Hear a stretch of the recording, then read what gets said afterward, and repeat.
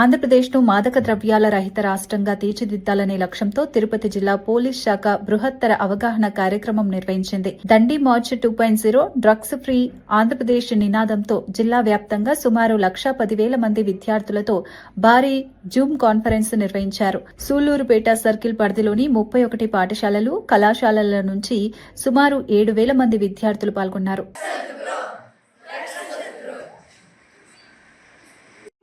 అందరికీ నమస్కారం.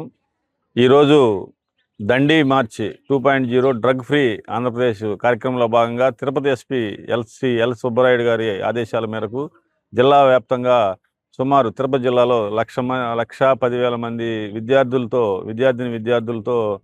ఈ జూమ్ మీటింగ్ ఏర్పాటు చేయడం జరిగింది. దీనికి సంబంధించి మన సూళ్లూరుపేట సర్కిల్లో 31 స్కూల్స్, కాలేజీల్లో సుమారు 7,000 చిల్లర విద్యార్థుల్ని ఈ జూమ్ కాన్ఫరెన్స్లో పార్టిసిపేట్ చేయడం జరిగింది.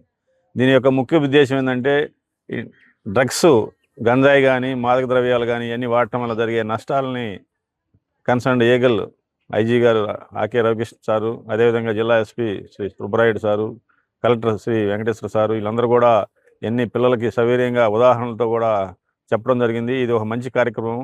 ఈ కార్యక్రమం ముఖ్య ఉద్దేశం ఏంటంటే స్టూడెంట్స్లో ఈ డ్రగ్స్ మీద అవగాహన కార్యక్రమం కల్పించి వారి తల్లిదండ్రులు మరియు అందరూ కూడా డ్రగ్ రహిత ఆంధ్రప్రదేశ్ని తీర్చిదిద్దాలనే ప్రభుత్వ సంకల్పంలో మొట్టమొదటిగా తిరుపతి జిల్లాలో ఈ యొక్క ప్రయోగాత్మకంగా 1,10,000 మంది విద్యార్థులతో ఎస్పీ గారు ఈ కార్యక్రమం చేపట్టడం జరిగింది. దీంట్లో కూడా మనందరం కూడా పార్టిసిపేట్ చేయడం జరిగింది.